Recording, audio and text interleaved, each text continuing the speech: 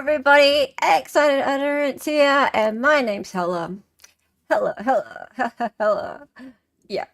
And I have my electric cat. Good to see you all. Good to see you all back again. All right, so it's a casual chat stream that we have every now and again where I just get up here on my little soapbox and have a little bit of a talk about things that have been happening, things that are on all of our minds. And we can just vent and chitty chat like we do. Chinwag, as we say here in Aussie land.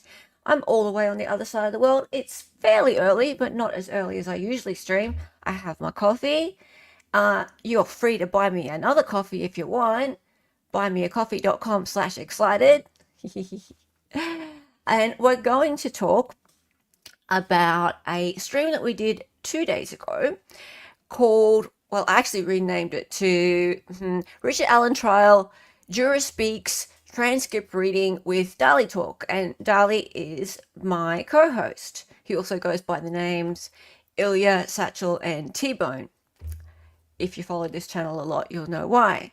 But his name is Dali Talk, and mods, my lovely mods, would you mind putting a link to his channel in the chat, please, for anyone who's not subscribed to Dali Talk? He's wonderful, and he is outrageously undersubscribed. Let's say that. He's awesome. Yes, and we did this stream the other day, and it was just after said juror, as Truth and Transparency has dubbed Elle from Clueless or Legally Blonde, whichever the movie is. We did the dramatic reading, as we do here on this channel. Lots of people don't know that, but we do that regularly on this channel. We did a dramatic reading of the juror interview that was done on a certain podcast. And my question today is, were we too mean to her, the juror? And should we expect more from jurors? Should we normalize calling out jurors who make nonsensical statements after they come out post-verdict? Should we? Or should we wrap them up in cotton wool and go, well, that's okay. That's all right. They're just a layperson and they were doing their civic duty, giving up all of their time. And it doesn't matter that they were going, well, he had creepy eyes. And I got to sit in the prosecutor's chair. Should we? Should we be okay with that? Were we too mean? I'm going to tell you about some of the comments that I've had since then.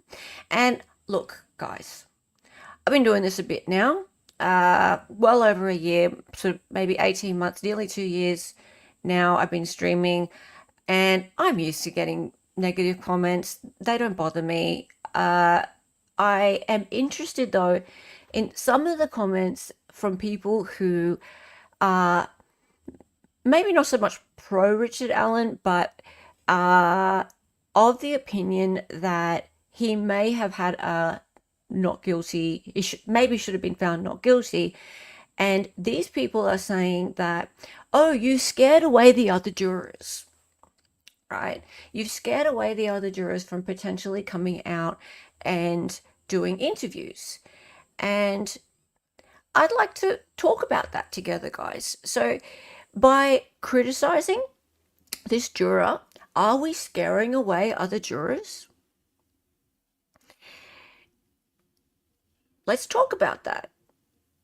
I'm accepting of that argument, but I'm also realistic about it, because if anyone comes forth to the press on a contentious issue, there's going to be public discourse. There will. Simple as that. So, yeah, I want to say hello to some people, please, first, before we move on any further. Alrighty, so, hello, Nicola, how are you? The silly voices are the best part. Well, Nicola, hey, you're lovely, doll. Now you know us here right? So you're a fan from a long way back, so you know what to expect when you come here. But we've also had some new people pop in and view our stream and go, "Why are you talking like that? Like, why are you making fun?" But people who know us know that's how we roll. Um, Bye, France. How's it going? You can't have any pudding unless you eat your meat. Pudding. Yes, yes. You behind the bike shed stand still, laddie. Hello, Scott. How are you? Okay. Anyone sorry, I'm an American and believe in your right and mind to speak by mind and opinion. Anyone that's against that or has a hard time with their opinion being challenged should learn to debate. And jurors aren't special. That jurors spoke out and showed their cards. They've opened the door for opinion. Yeah. Okay. And Rebecca Ann, good to see you. Good to see you. Now, you've asked, I was looking in a chat and someone said the jury Googled a question. Are they able to do that? No. No, not once they've taken their oath. So the question is when she Googled the question. Um, so, yeah, they're not allowed to be looking at social media at all. So that's up to the lawyers to look into. Yeah. Yeah, Byfront is right. They're not allowed to look up or search anything during their jury duty. Yeah. Say hello to some other people. Hey, Judge Jessica, how are you? Good to see you. Erin, good to see you. I dared to press the like 2 minutes before the stream because I've heard you discussing intelligently many times now. Well, thank you. Lots of people think that we're maybe not so intelligently discussing it, but those are people who can't see through our humor to the point. Really. Hello, Chinny. Good to see you. And woman. Hey, my woman. You'll always be woman doing the tip to me, doing just the tip. Melissa, my good friend, I hope you're doing okay in California, and that you're back in your home, you and your pug. Love you. And hello, Josie. Love you, Josie. Josie is one of the wonderful authors of the podcast Wrongful. And Josie, I would say to you that the Richard Allen case would be a wonderful next topic for Wrongful.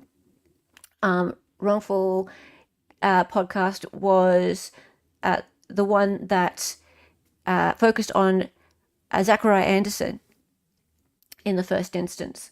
I think Karen Reed was the second one. And yeah, Richard Allen now would be a great third one now that he has been wrongfully convicted.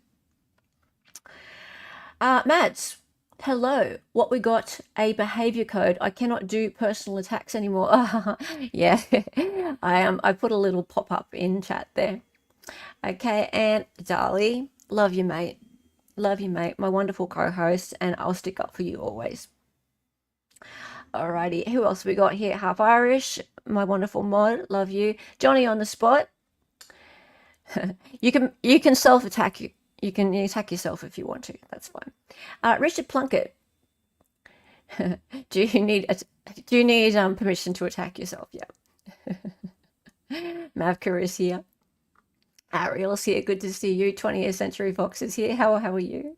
It's nice to have you. And DB! Deep's in the house. Hey, Deeps. Good. Rachel's here too. Hey, is that Rachel from Idaho? I think it is. Yeah, you changed your picture. But yeah, you're a member. I think that's Rachel. Lily Shaw is here. Good to see you. Loopy G. Harry Potter's beard came to say only this. We weren't mean enough. I've had a little bit of that reaction as well. So here's the thing, actually, guys. I want to say, overwhelmingly, the response has been positive, as in, thank you for giving us something to watch and digest that takes the harshness of the pain of listening to this woman and her lackadaisical attitude to her duty to jury service and this case. Yeah, we've heard a fair bit of that. So thank you to those people who have appreciated what we did on that stream the other day. So I, guys, I'm not going to sit here and whine and go, oh, everyone hates what we did, right? Because that is not true, right? There's been a lot of great feedback, but I do want to address some of the things that people have said that interest me, right? Because for so long, this idea of jurors having this being put up on this pedestal, and we thank them. We do thank them for their time. We thank them for giving of themselves, giving up their time, and we assume that their verdict is sort of sacrosanct, right? And we don't, questioning them is seen as being kind of taboo. And then this lady comes along a couple days ago, and yes, she is anonymous. Good. She's afforded that, and that's wonderful. Jurors should be allowed to be anonymous. But by the state, by sorry, not by the state, by the judge, she actually was given this buffer zone, right? So the gag order was extended by a month. And most of the time, obviously, there's not that gag order, and there's certainly not this extension of a month, right? So I actually thought at the time when the gag order was extended that there was another sort of motive behind that with Judge Gull. And I felt like part of it was that she was giving the jurors some time to digest the information that was out there before they made their decision as to whether they spoke to anybody, right? Outside of lawyers. So the lawyers knew what was going on. They could potentially speak privately with the lawyers. That's different, right? But speaking to the press, that couldn't happen until a month later. So they had all this time to think about it. And this woman who spoke to this podcast, she did. She looked into it. She went and looked at social media. She said she looked at the Reddits and stuff like that. She looked at all these other theories. And she even said that she consumed every hour of this podcast. And I don't know how she did that in that period of time between the verdict and 2 days ago, because she pretty much would have had to have been listening to it the entire time. So that's a whole other different story, right? But she thought about it, and she is no newbie to the internet. She's young, right? So she would have known for sure that there's a lot of people who think he's innocent, a lot of people who think that there are a lot of other people who could have done this. Yet she still decided to go out and do this public interview, right? She would have known very, very well that it was very likely that there would be people who would disagree with her point of view. I think more than likely that's why she would go on a podcast. She can't be seen, can't be identified, and that's fine, right? I don't know how she's reacted to the criticism so far. She might be taking it very well. I don't want to assume that she's not taking it well. She could be taking it extremely well. But a lot of people out in the community are like, don't criticize her, don't make fun of her. It might stop other jurors from wanting to come forward. Well, sorry, but they need to also be aware that they might be criticized too. No one can come out in the public and speak on such a contentious issue and not expect to face criticism. It's just gonna happen. It's that simple. Okay. Hey, Aussie True Crime, good to see you. Emma, let's see what some other people have to say. David and AG. 20th Century Fox. Dali talk and excited utterance. You can't make everybody happy. If you did it in your regular voices, I wouldn't be able to follow it as well. Well, people who know us and come to this channel would be like, why are you being so damn dull and boring? Yeah. Hey, Kat, how are you? Should we expect more from streamers? Okay, I should expect more from you, Dali. Your voice should be far more Valley Girl. Far more Valley Girl. Yeah, I know 20th Century Fox. It was Cher from Clueless. Like they all meld into one though, don't they? Really, when it comes down to it. I'm not putting that on screen, Mavka. No, we were not. Oh, okay, Matt. Yeah, I'm just a female LawTube streamer from Australia. Oh, okay. So every time, I'll tell you guys this, people who don't know me that well, every time I do something or say something that people don't like, I get the whole, oh, but you're just an Australian, right? You're an Australian. You don't know our system. I get the whole racist against Australians thing. It's, I was just like, it took about 12 hours actually for those comments to start coming up, but they came. They came eventually. Did you sit or sniff the prosecutor's chair? No. Hello, Ange. Hey, how are you, honey? How are you? You are so down for juror ripping movement if we can't see the trial. Yeah. Yes, Josie, the juror talked about a stare off with RA. Yes, she did. Yes, she did. She talked about his eyes being creepy and them all like staring with him or something. It was so bad. And this is, guys, this is what we try to do on this channel. We have done all along. We come from a background, Dali and I, we come from a background of streaming with some lawyers and other people who we have a bit of gallows humor, right?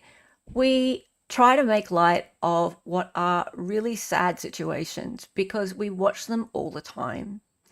And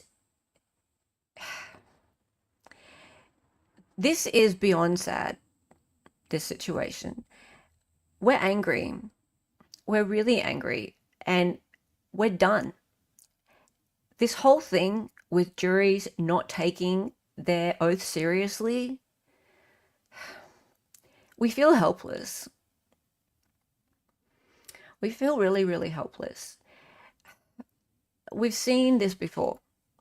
We've sat through this before. We've sat through watching factually innocent people sit in jail, and in this case in prison, in solitary confinement, sit in jail or prison for years, go through dozens of pretrial hearings, jump through hoops, be treated like absolute shit, have prosecution and law enforcement behave in just despicable ways. That's my cat. Despicable ways. And then get to trial, fudge the evidence, have judges just screw over their defense, right? Screw it over. And then have jurors just walk in and judge these defendants as being guilty right off the bat. They have no chance. No chance. Not a snowball's chance in hell. And then, after hearing everything, based on just nothing, they get found guilty and sent to prison for the rest of their life, and then they are put through the whole appeal process, which takes years and has very slim chance of being successful. We're tired of it. We are tired of it, and the only way around it is to not go to trial in the first place. right? To not go to trial in the first place. So it's up to the defense attorneys to try and find a way to get through to the judges and get a dismissal before even getting to trial. Because if you get in front of a jury, you are screwed. You're screwed.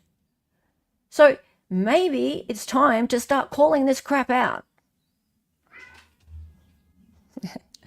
My cat's protesting. Yeah, when the fate of people's lives are in our hands. Yes. Yes. Ariel, yes. Every juror that I've listened to after trials I've watched is actually stupid.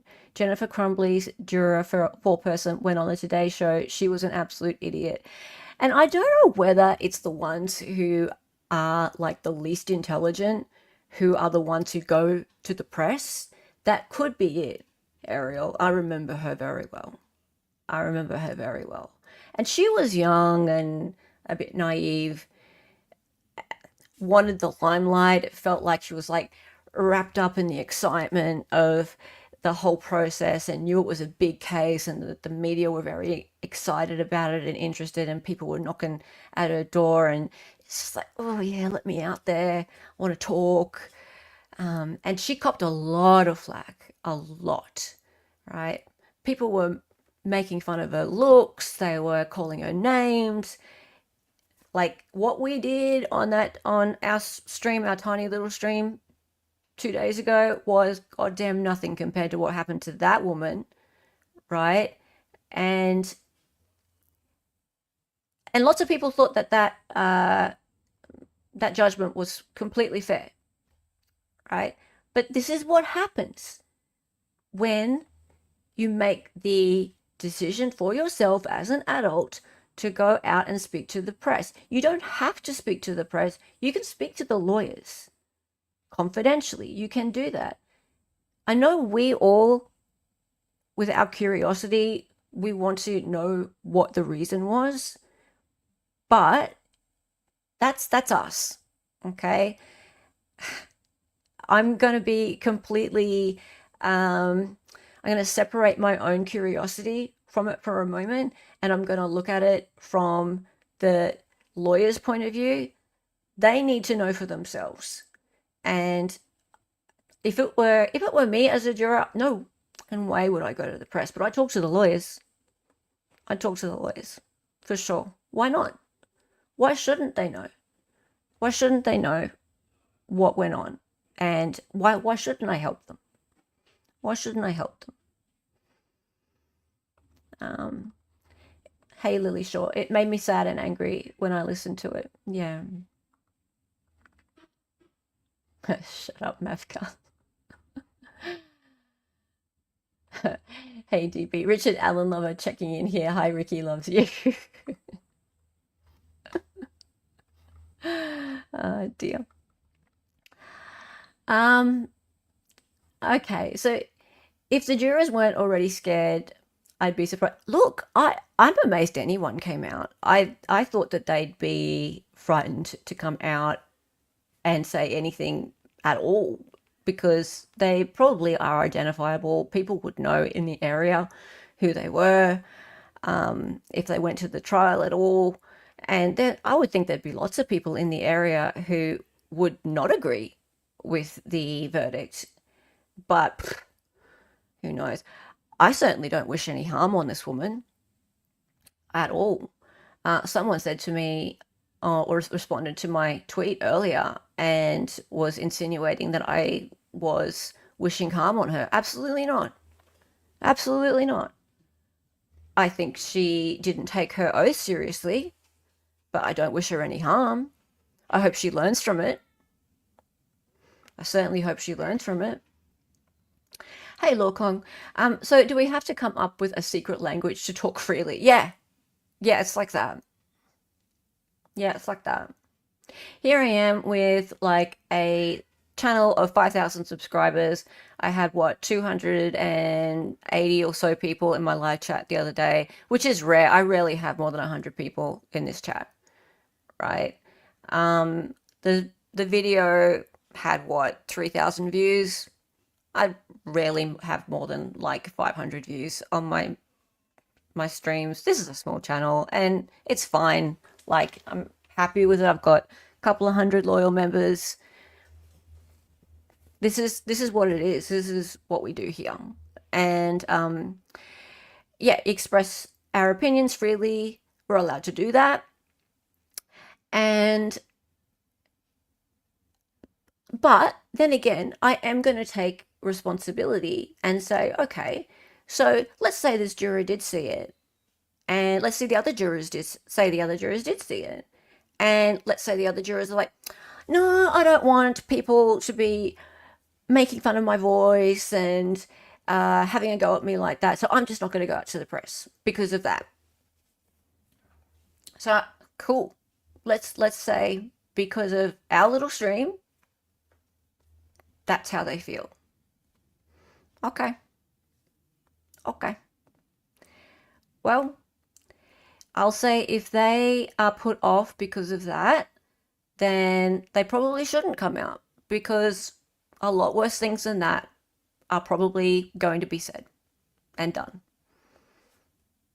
If they're going to say silly things like that juror from the other day said, L from Clueless or Legally Blonde. If you can't take that, then sorry. You can't stop public discourse. You just can't. Let me catch up with chat. We're talking about the Google thing. So the jury didn't Google it. The trooper did on break. Okay. They were able to get their email. Is it vetted though, Richard Plunkett? Yeah. Hello, Evie. Evie, can you check your DMs, please, hon? Thank you. Hey, Free Ricky Bay. How are you? Good to see you. Froppy and friends. Thank you for your support of Richard Allen. You got a new subscriber. Oh, thank you. That's so sweet. And you know what? Guys in chat, I want to let you know something. Right. So thank you for your support. Thank you for being here. Recently, I've made so many new friends through the community who support Richard Allen. And I want you to all to know that this is not the only case that I care deeply about.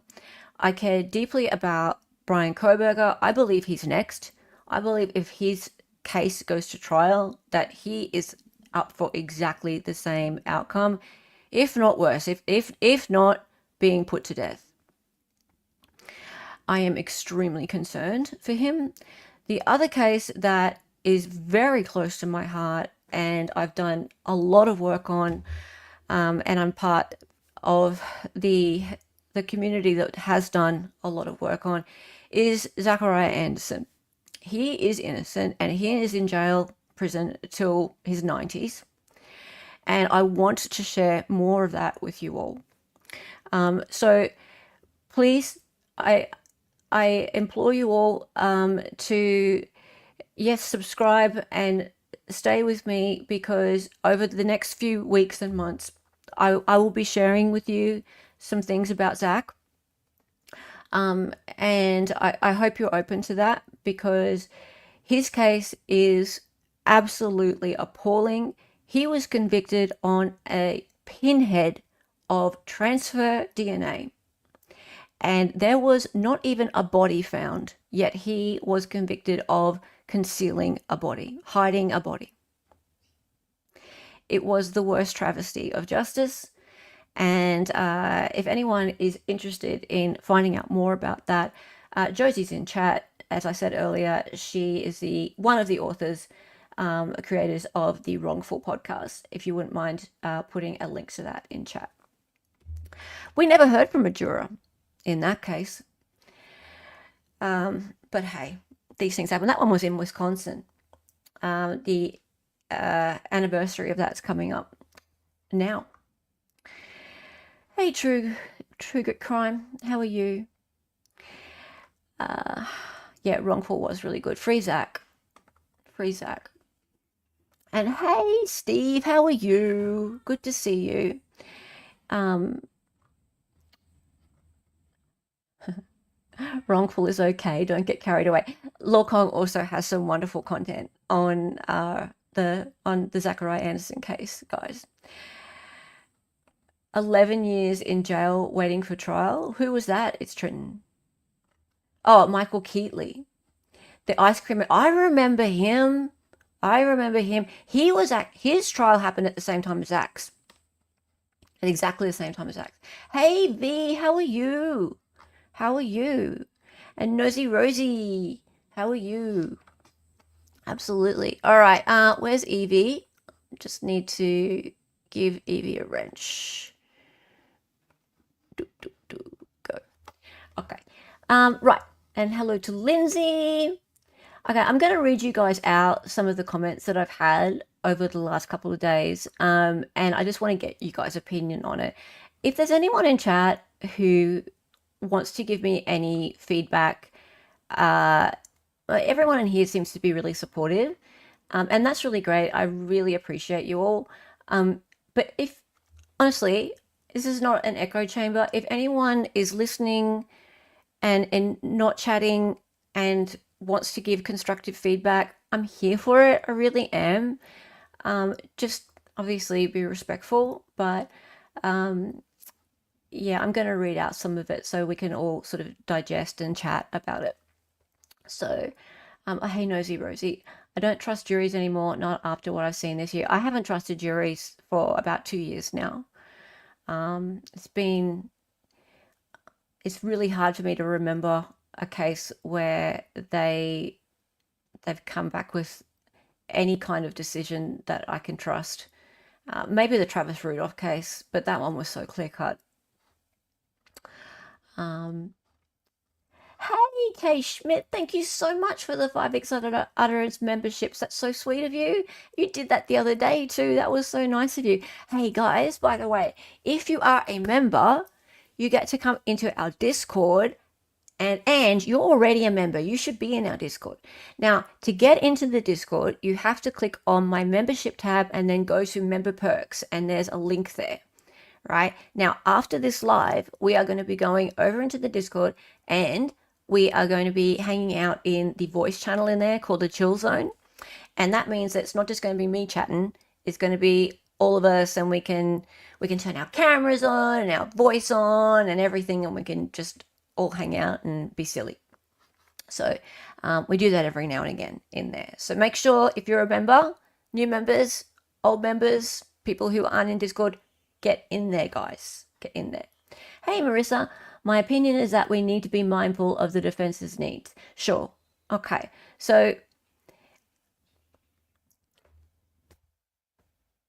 I just, and my answer to that, Marissa, is I appreciate that. I just don't see how you can stop the public from commenting. They just will. If someone is going to go to the press, you can't stop the public from saying what they're going to say. They're just going to. And yeah, that and they can be pretty mean. They can be a lot meaner than we were.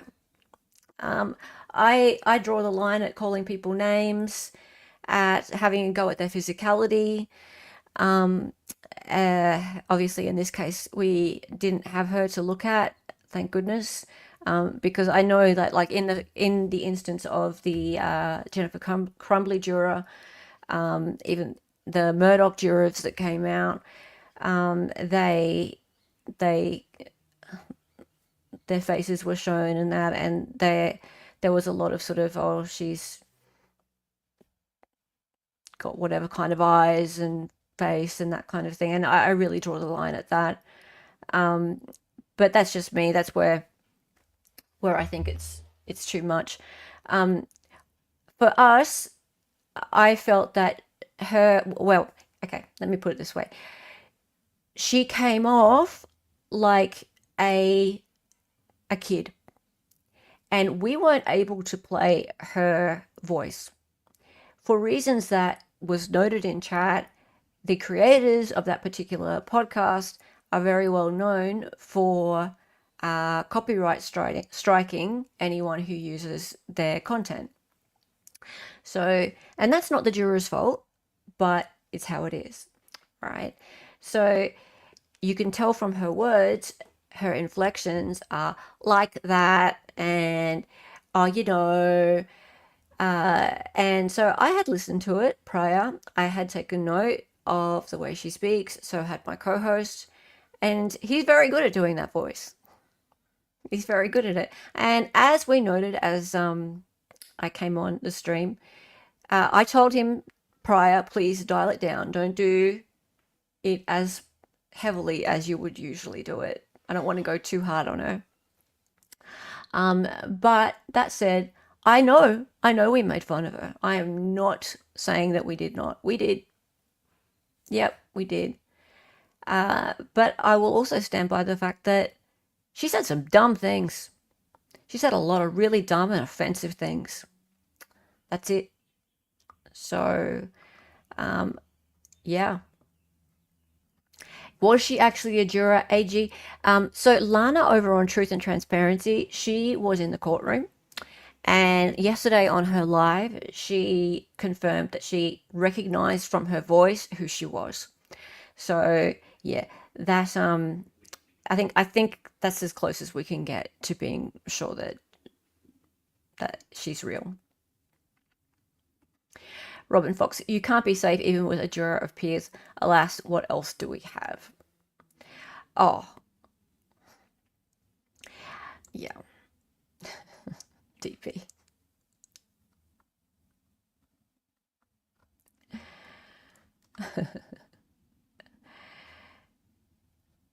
And my criticisms did not apply to the jury as a whole.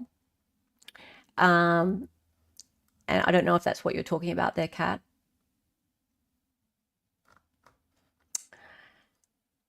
Oh, you remember now, Steve. That's cool.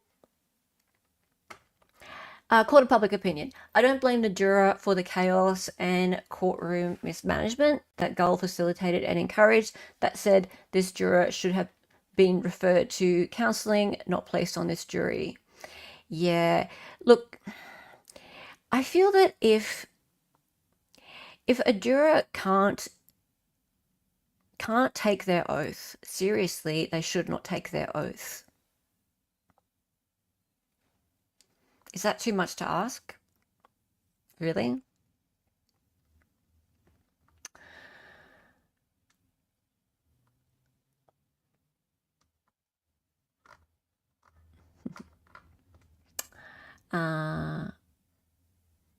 How does she only find that one? Did MS give their cards to jurors on the way out, or did Holman suggest that route?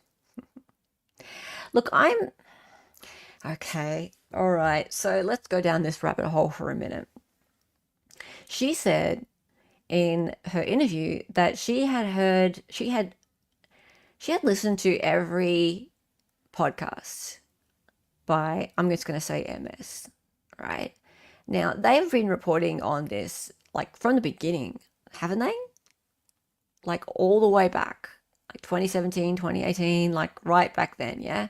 So would there be like hundreds and hundreds of hours of podcast? Someone help me out with that. Would there be? I'm just going to go right to the end of chat and ask you guys.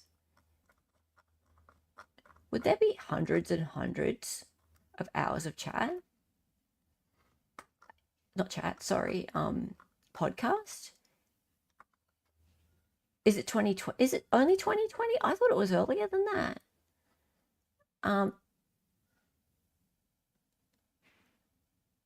So here's the thing. So much like, okay, and she said she'd listened to all of it. So if she listened to all of it,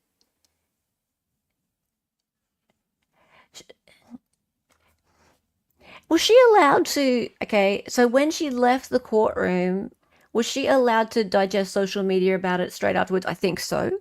Let's assume she's allowed to digest social media immediately after leaving the courtroom. So that's what, 6 weeks. So does that mean that in the last 6 weeks only, she has listened to all of their podcasts? Is it? Is that it? Because if that's the case, that's how she spent, yeah. Is that how she spent like her whole month?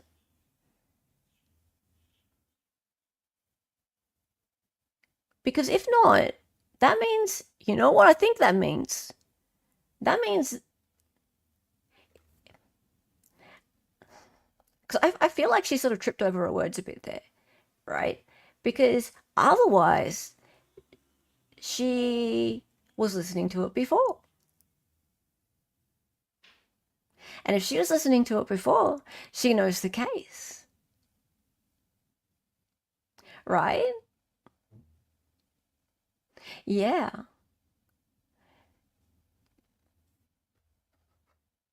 Hmm. The date of the interview, it was Friday, I think. It dropped, and weirdly enough, we were like the first to cover it. I think that's why people are mad because like the first people to cover it did like a dramatic reading of it. Oh, I don't know. I woke up and like no one else has covered it. Really? Okay. First Delphi episode I see from them is March 23, 2021. Oh, was it that recent? Oh, okay. Um, I need to catch up on some some super chats and gifted memberships. Thank you so much. Yeah, I'm from the future. I am in the future. All right. They are not in the future. Um, they were just so obsessed with KK. How does she just find out about him and she doesn't ask them anything about him or bring him up at all.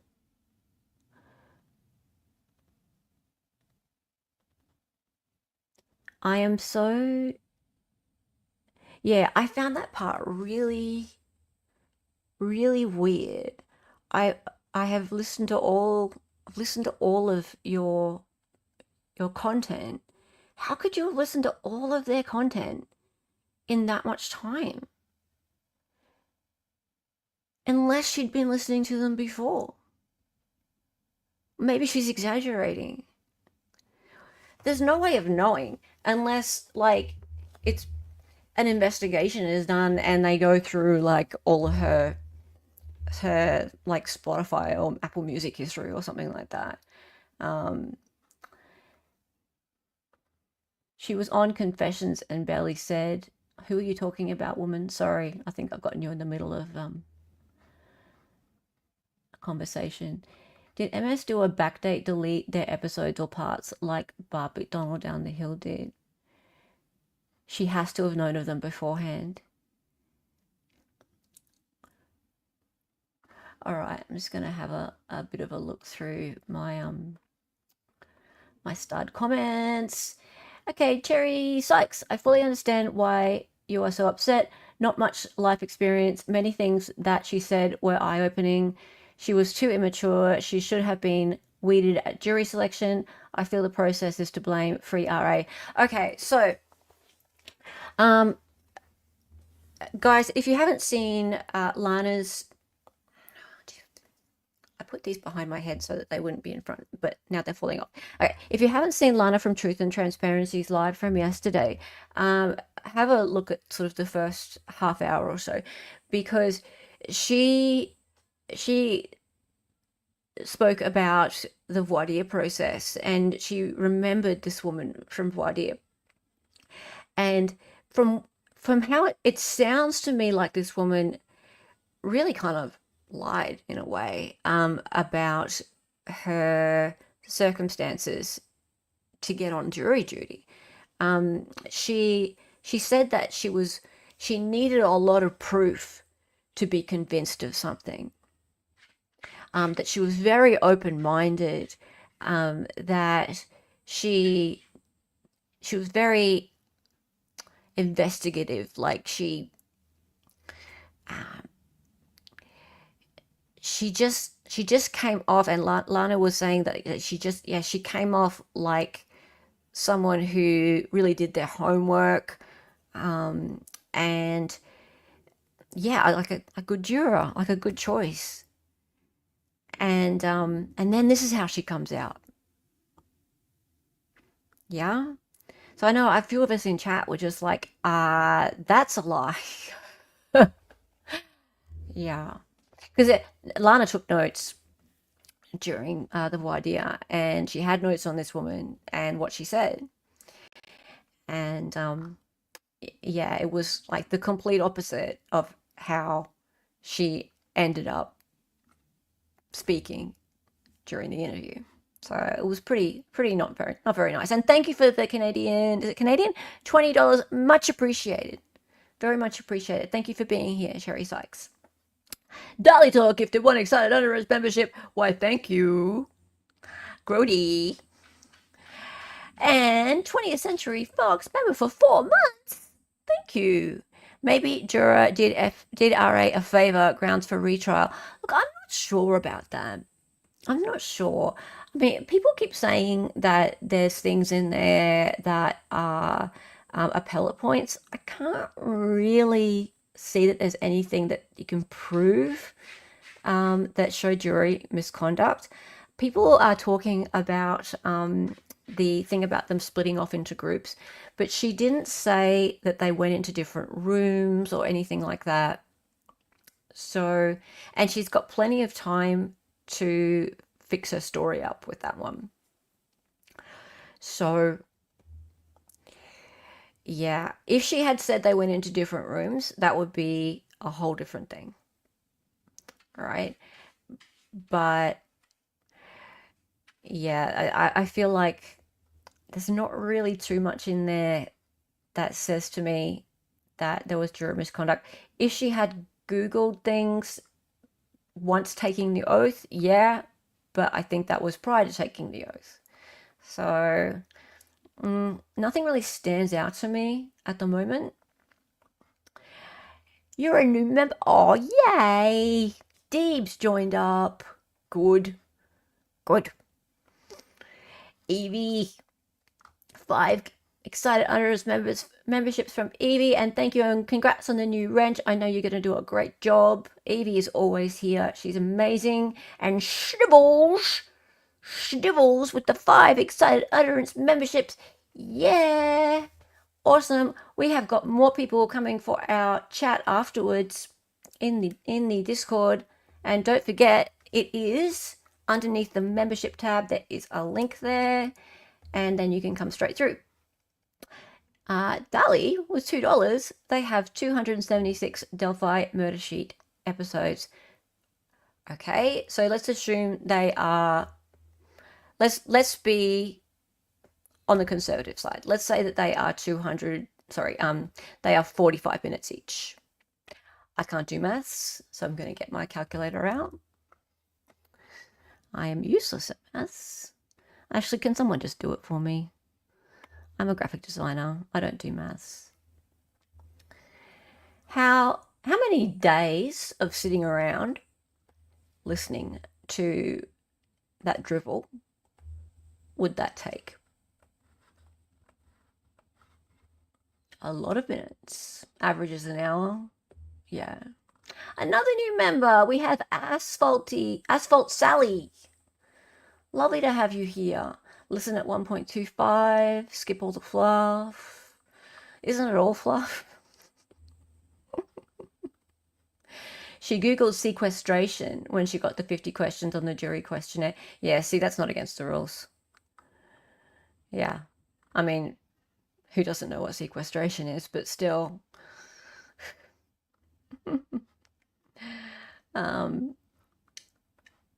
I looked into her writing all weekend.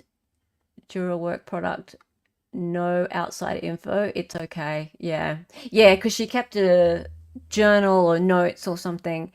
And that's not outside the rules. Yeah, so that's not an appellate issue. I'm sure that RA's lawyers have picked through every word she said to try and well, not his defense lawyers, his appellate lawyers have already been through every single word to see if there's anything there. You can't split into small groups. It depends though, right? Like, I know you can't like split off, but does that mean that like as a group you can't like have like three people kind of talking amongst themselves and then three people kind of talking amongst themselves at like the same table? Hmm?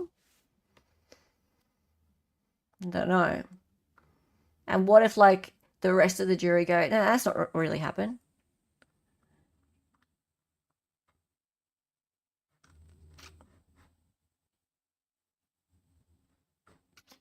Yeah.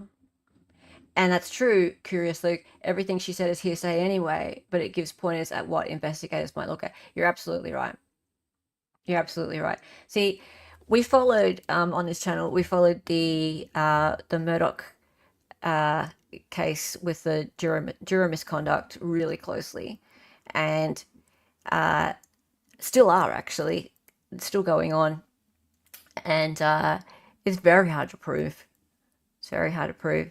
And in that case, we had like the clerk of court, Becky Hill, who's accused of being the one who facilitated juror misconduct.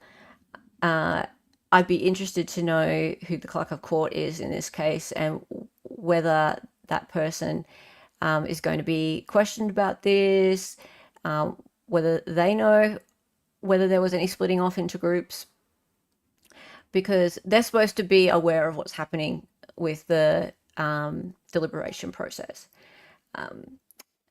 So yeah, we may have another Becky Hill situation. You never know. Love Lana, you were practically comatose compared to her. Oh, what does she call her? Disco tits or sugar tits?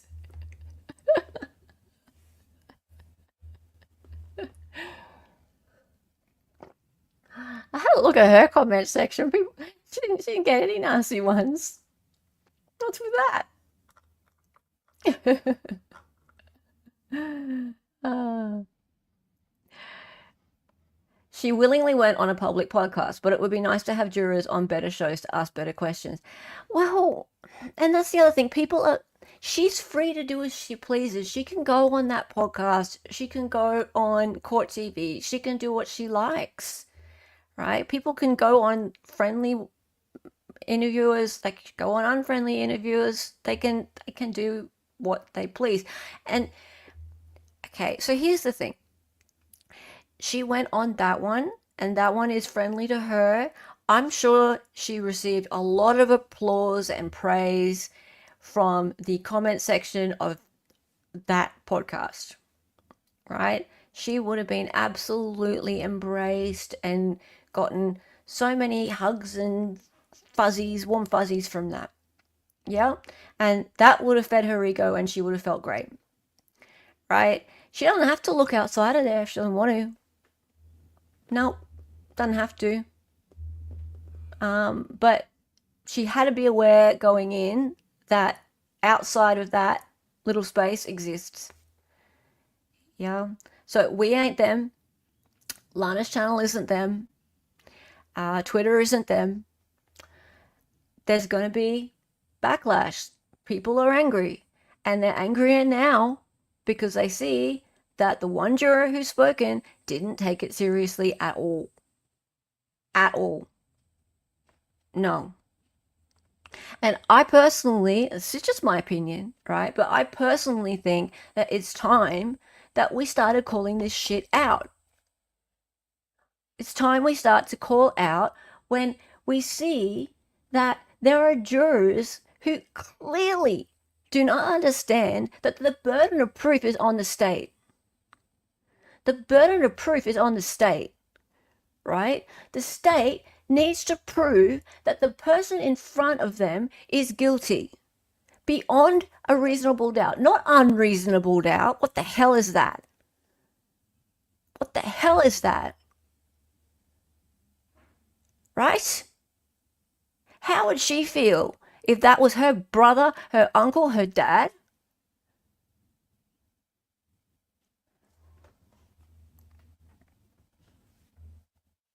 It's not a joke. This is not a joke. This is ridiculous. Yeah, JC the Music Man. Maybe, like, most of the world's doctors, neurologists have worked out by now is 25 when your brain is developed. Maybe 25 needs to be the minimum age to be on a jury at the least. At least you have some life experience by then. Because she said, "Oh, this is the craziest thing I've ever done." Crazy. Yeah, well, crazy. Okay. Crazy. Yeah, it was unreasonable. It was unreasonable.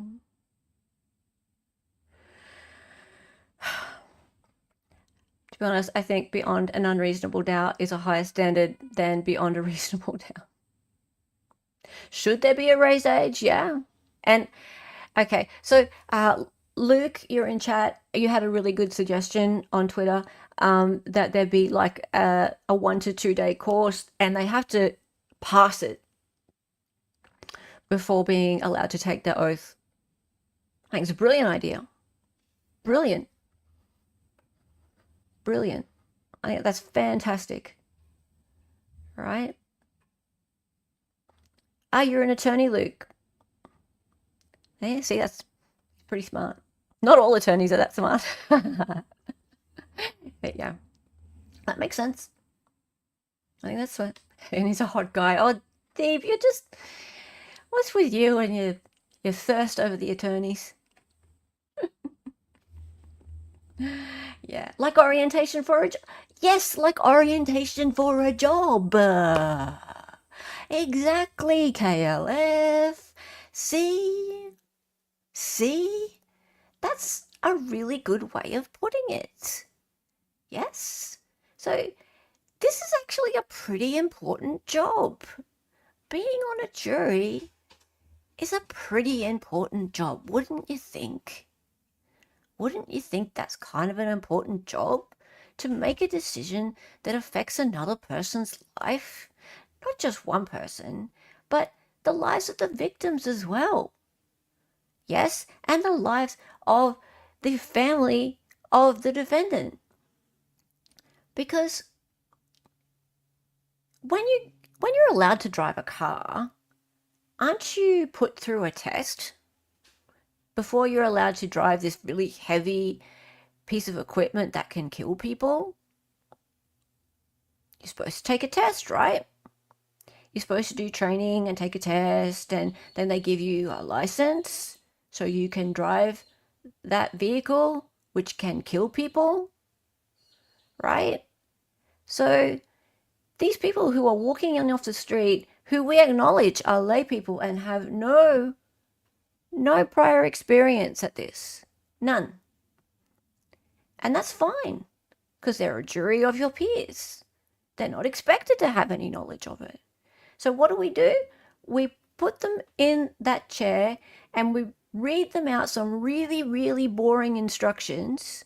And she was clearly bored, right? This woman, she was like, oh, I don't really understand that thing about the snowman and the carrot. Unreasonable doubt. Yeah? So she didn't have to really do much training or any. She didn't have to remember it. She didn't have to prove that she remembered it. She wasn't given any little ticket in order to drive that very dangerous vehicle. Yes, that could kill somebody,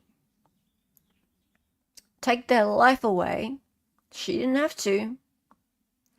And then she did. She actually did. And she influenced others to do it. And she walked away. And now she is chitty-chatting about it and laughing like it's nothing. And she feels so at peace with it. And she's remembering how she had the barbecues with all the bailiffs and she sat in the prosecutor's chair. It's not okay. It's not okay. So, I mean, Let this be a lesson. Let this be a lesson. There's something wrong with the whole system. There is something wrong with the whole system. The snowman sent me. I've said this before, Stephanie Benton. These ridiculous analogies that lawyers use that aren't about something important, right? Like the snowman thing, like the cereal in the box thing, right? Lawyers have got to stop it. Use an analogy that matters. Use an analogy. Yesterday, Lana used the analogy of giving your virginity away, right? That was a pretty good one, all right? Is this the guy that you want to give your cherry to, right? Okay. Or the one I like is the one that Jim Griffin uses, and he was Alex Murdoch's attorney.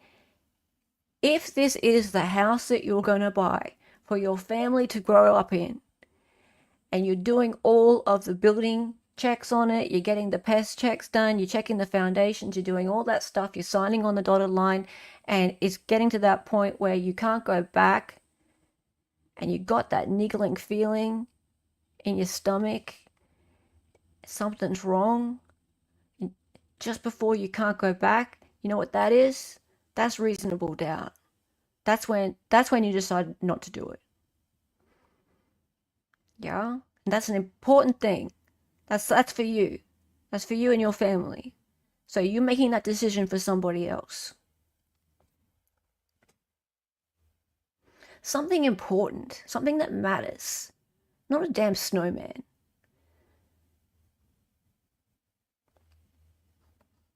Charlotte, I taught rhetoric for years. There's an art to analogy. It's actually a rather deep topic. Yeah, it is. Because people switch off. Like their brains just switch off when it doesn't resonate with them. Right?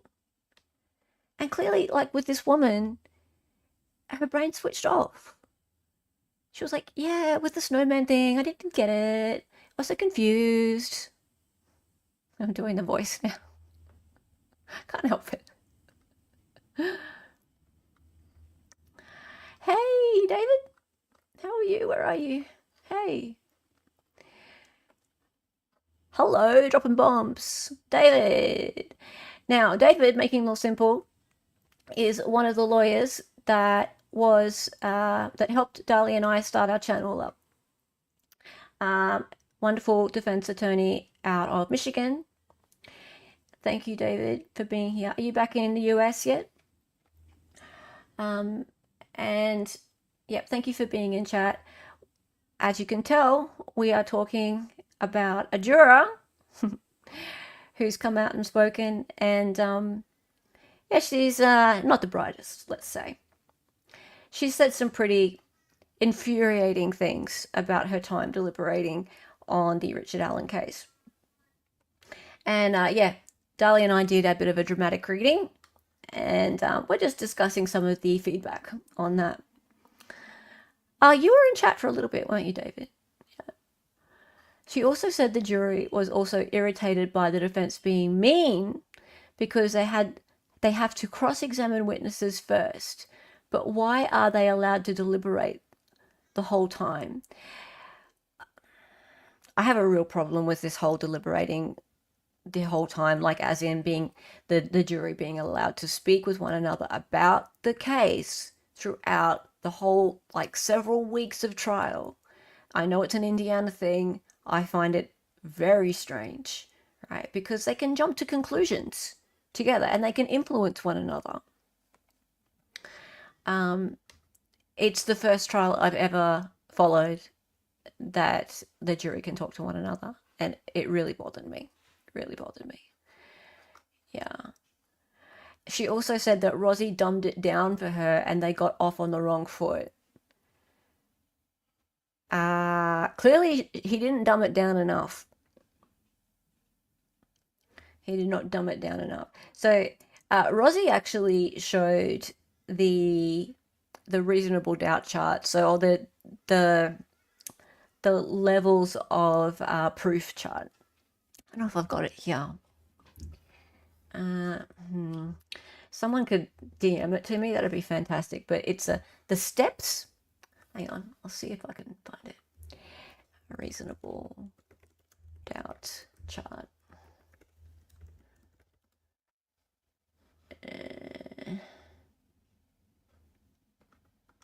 Oh, yes, I've got it. Levels of proof chart.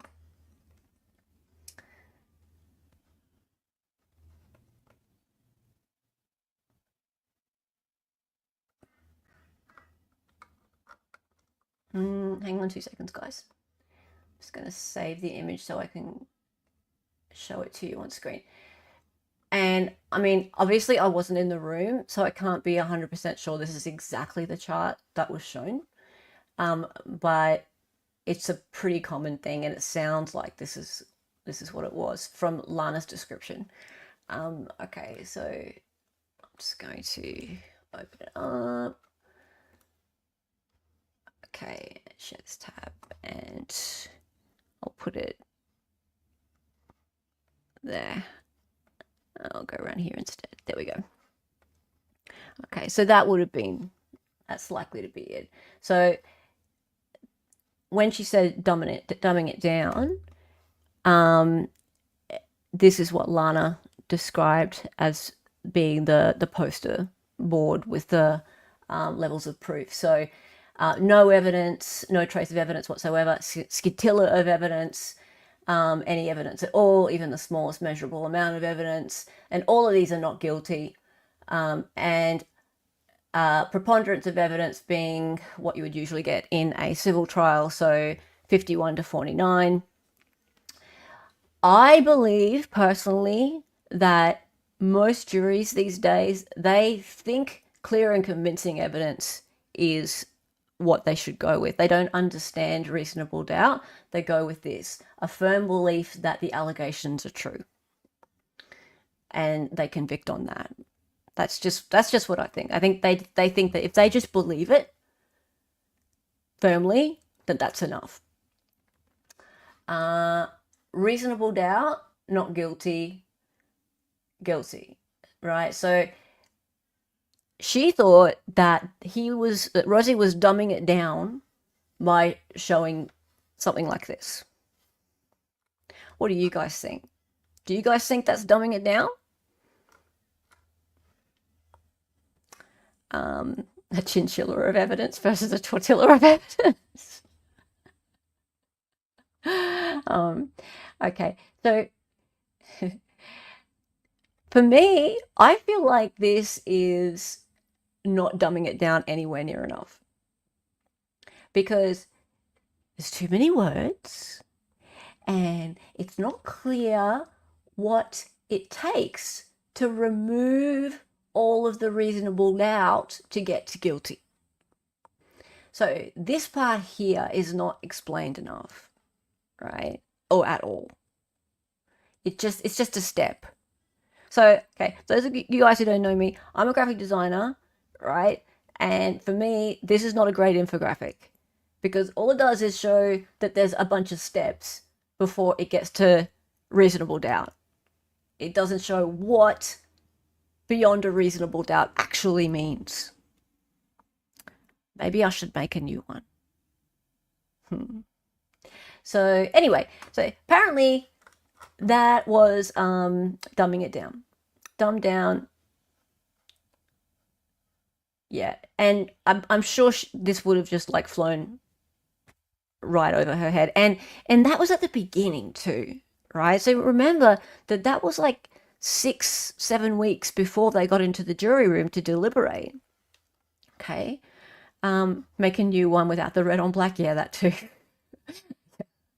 And yeah, 6 weeks beforehand. So not only did she feel like that was dumbing it down, so that got off on the wrong foot, she didn't understand it, obviously, but for sure, like, how can you remember that properly 6 weeks later? Yeah? How do you even remember that? Please make an infographic over the buying a house analogy. First step smells odd. Yes, that's a great thing. First step smells odd. Middle step, floor sinks when walked on. Yeah, so there's a doubt. There's a doubt. There's a doubt. Perfect. Yes, I should. Oh, okay. Thank you, DB. I'll have a look.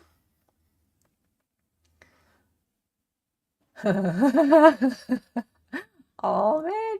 Okay. Yeah, all right. I'll show it. I'll show it.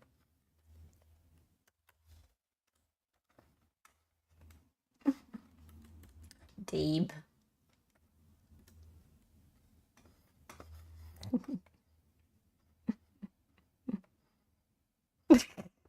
This is DB's one.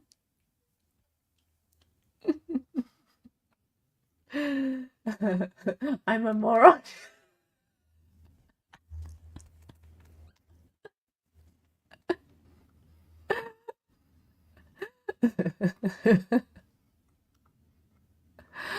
Oh, God.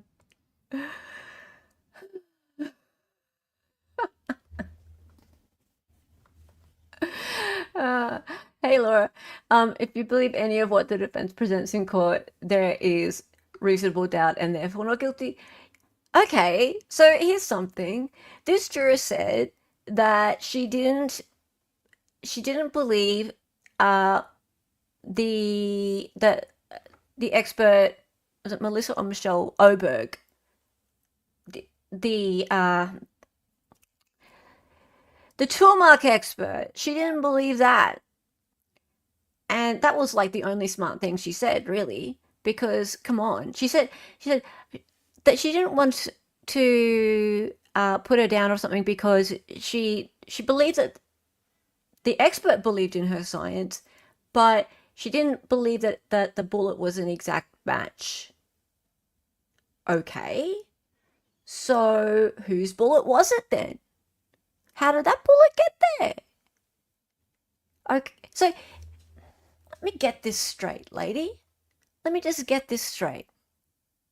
So if you didn't believe that that bullet was an exact match based on Oberg's testimony, and there is a bullet there, how do you resolve your unreasonable doubt based on that? So you don't think necessarily that that bullet belongs to Richard Allen, but you're cool to convict him,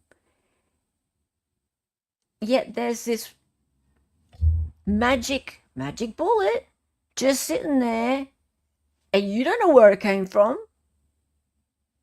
You don't know where it came from, but you're still fine to convict him. Isn't that reasonable doubt right there, or unreasonable doubt, whatever you want to call it? Isn't it?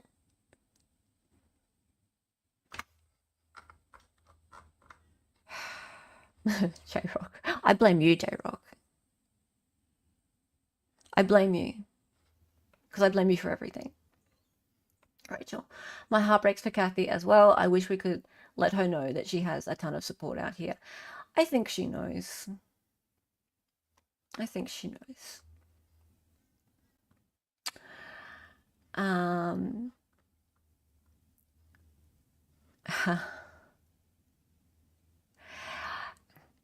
Toolmark experts, the whole lot of them, there's probably hundreds and hundreds of people in prison, maybe even some that have been put to death because of toolmark experts. The whole lot of them. They're just criminal. They are criminal. What did she say? Oh my God, Josie. What did she say about the treatment of RA in prison? She said it wasn't that bad. She was expecting it to be worse, Josie. Oh my God. She was expecting it to be worse.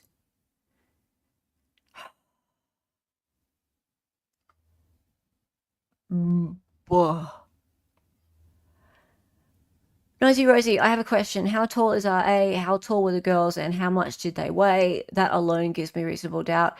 If he did it alone, he not guilty. No way he could have done it alone. Oh, look, this is a huge one, right? And his defense team have said this over and over again.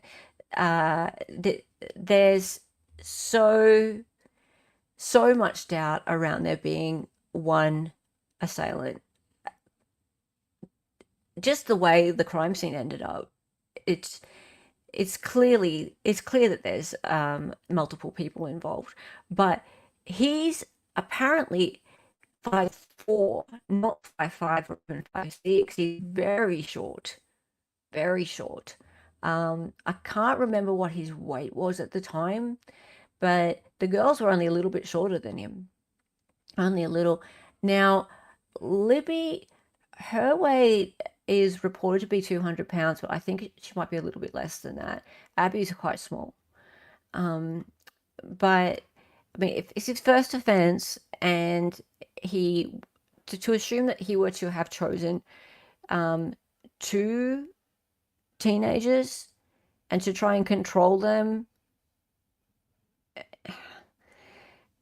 and get them to that spot and do all those things, it boggles the mind. Like, the whole idea, it just boggles the mind. So yeah, I remember listening to an episode of them back then covering Bastian's letter, and they were saying abuse was okay because of his crime. Maybe she listens to. See, I have a huge problem with abuse of anybody, right? So this whole excusing it because someone's guilty is inhuman, right? We are humans. And to say that you can torture somebody because you think that they did something, that's just not okay, right? Like, that's sinking to the level of the criminal. Okay, so let's assume that they got the right guy, just for a minute, just for 1 minute, let's assume they got the right guy. Let's assume now that the jury got it right, which they didn't. But let's assume the jury got it right, and he's being tortured right now, which he probably is. Sadly, he probably is. Is it okay to torture him? Is it okay to beat him? Is it okay to deny him any contact with anybody for weeks, months at a time? Is that fine? Well, no. I say no. The reason being is because, are we animals? Is that how we behave in a civilized society? No. I say no. Right? I am against the death penalty. The reason I'm against the death penalty is because I believe that that is sinking to the level of the murderer. Who are we to take the life of somebody else? If we think taking the life of somebody else is wrong, then who are we to do that?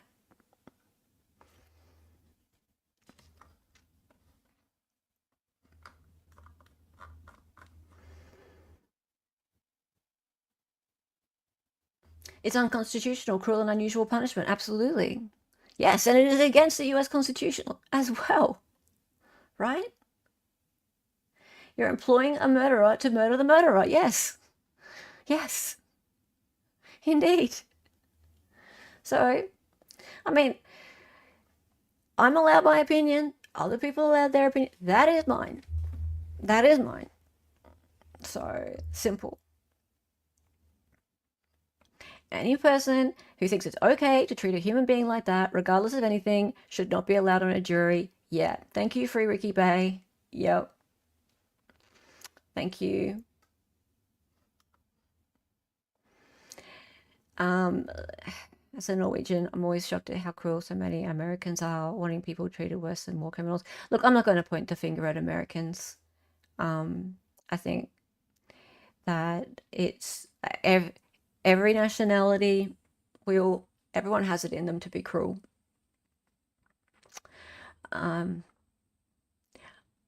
I pray that the states that do still have the death penalty, I think that in time that it will be gone.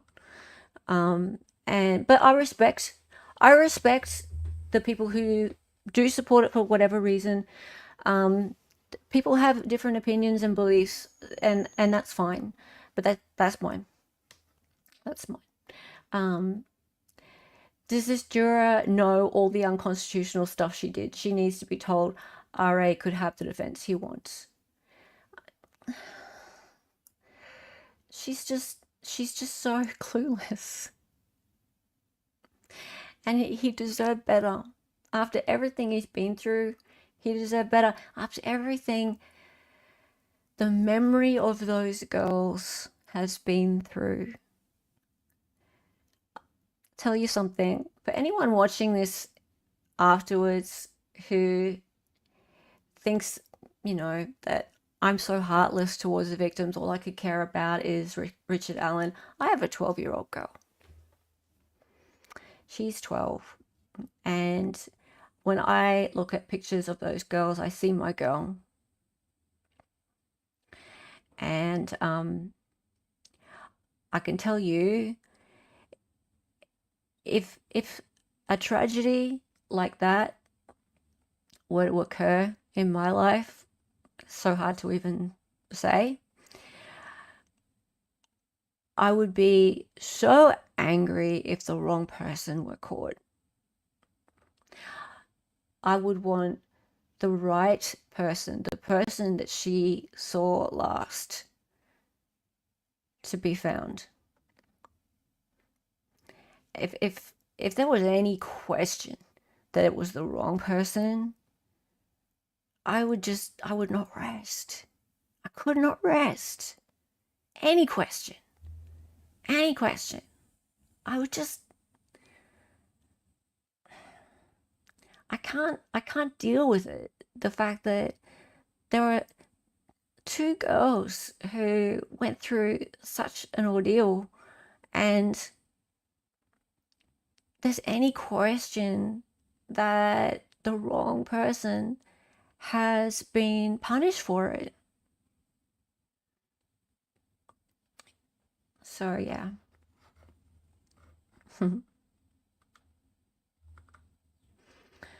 Gilletta.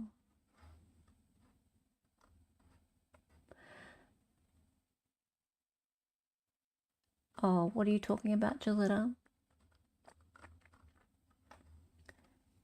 I don't think it's right for any human being to be treated cruel. I mean, sometimes prisoners do get out and they're worse off because of prison. Yeah, that happens too. And they get PTSD and sometimes they don't make it. I'm so worried for Richard Allen. I'm so worried for his safety in there, for his own health. I hope he makes it. I hope he makes it. Unbelievable.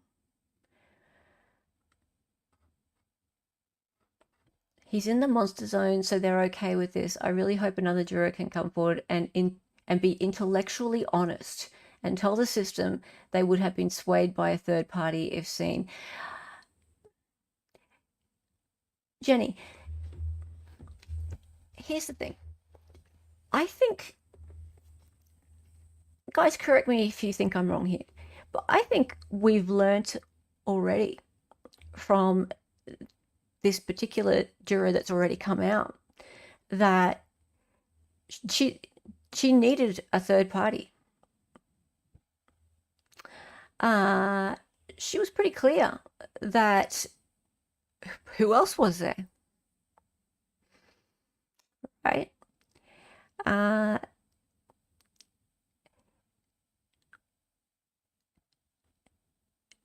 Yeah, what do you guys think? Do we, I mean, we're all curious. We'd like to hear from another juror. I don't think that, I mean, if we heard from another juror, great. I think that it's obvious. I think it's obvious that if they had someone else to point the finger towards, that that might change things. But I'm also going to say this: I still think they would have convicted him. still think they would have convicted him. Want to know why? Because the prosecution put him out there and he's the bad man. And 99% of the time, that's what happens. The guy they put up there is the guy that gets convicted. And the jury wants to feel like they're doing their job. And anyone who is undecided, not guilty, they get pressured by the rest. Yep, boom, bad man. Who's number 6, woman? Who's number 6?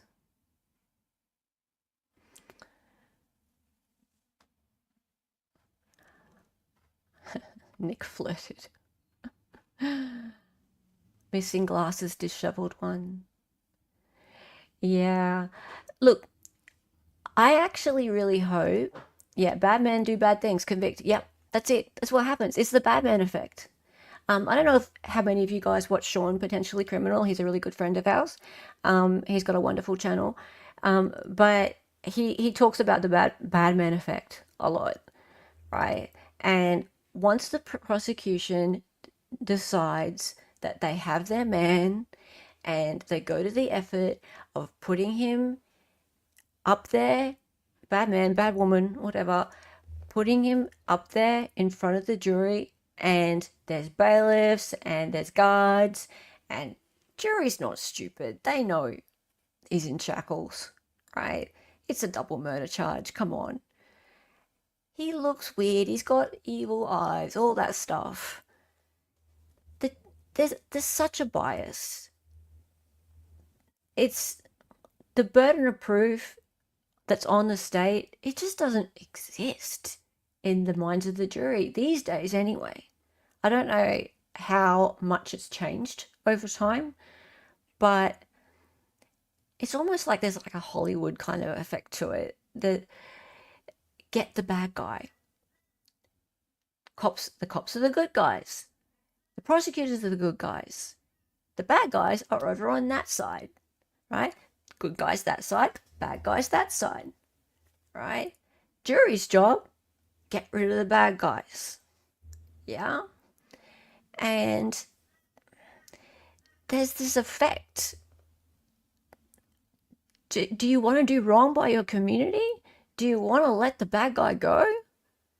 So it's like they need to be convinced to let him go, which is the wrong way around. The right way is to walk in thinking that everything the prosecutor is about to say is wrong. It's all bullshit. And you need to convince me, Mr. Prosecutor, right from off the bat. You need to start from nothing. You got nothing, mate. Start convincing me now. I'm going to start with a completely open mind. That guy over there is innocent. You tell me why I should put him in jail. You tell me why. Come on, give it to me. Give it to me. That doesn't sound quite right.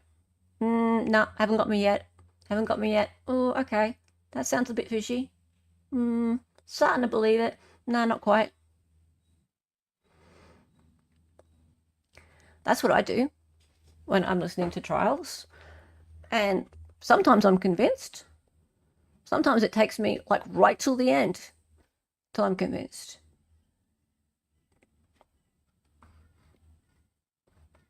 Hey, possum friend. I mean, we know a sample of our peers will literally execute us to death without seeing us if a person in a lab coat tells them to, yeah.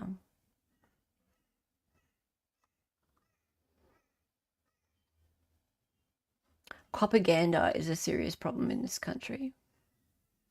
Hey, USA Libertarian. Burden of proof is just words. All the actual advantages go to the state. It is just words. It is just words. And it's like you need to actually experience an injustice. You need to have it really hit you in the gut to understand what it means. For me, it was when Zachariah Anderson was convicted. That moment, after that, it was, I didn't believe any word any prosecutor ever said. After that, I had to be really convinced. Okay. I think that's probably enough, guys. Thank you all for being here. Thank you for all your support. I'll be continuing to cover this, and as I said, I I just appreciate you all so much, and the fact that you care about injustice, you care about wrongful convictions, you care about defendants, because without justice for defendants, there's no justice for victims. Justice is justice. That comes down to it. It is. And thank you for seeing past both Dali and I, the way that we do things, because we try and make things a little bit more palatable. We try and make the sad and the ugly stuff a little bit easier to digest. That's just what we do on this channel. And yeah, we appreciate all of your support. We really do. Thank you for that. Yeah, it was a good decompress. And DP's innocent. I wouldn't say that. Guys, we're going to pop over into the Discord. So members, guys, if you're not in the Discord yet, all you got to do is click on the link that's in the underneath the membership tab. I might even put a link over on, I'll make a member only link on the community tab as well to make it a little bit easier to find. Yeah, pop over into there and we'll all have a chat in the chill zone. And yeah, everyone can talk for a little bit. It will be awesome. And definitely, I want to share with you some things about Zach. And anyone who's following the Kohberger case, I'm going to be doing a stream on that either tomorrow or the next day. I need to do a bit of a catch up on what's happening in lead up to the 23rd, which is a big hearing. Oh, thank you for another gifted membership. Have I missed any? No, I think I'm caught up. Cool, awesome, lovely. All right, it's time for the song. It's time for the song. Kohberger case, yeah, Burger King. Time for the song. Ange, are you streaming later? Is Ange still here? Is Ange still here? Everyone, if Ange is streaming later, I'll see you guys all in her chat also later too. Her name was Ella. She was an Aussie. She was a fake lawyer from the future. She got on YouTube and made some live streams. The co-host is Dolly and she dances sometimes. The words are always so loud and because she's an 803. To the attention, excited young.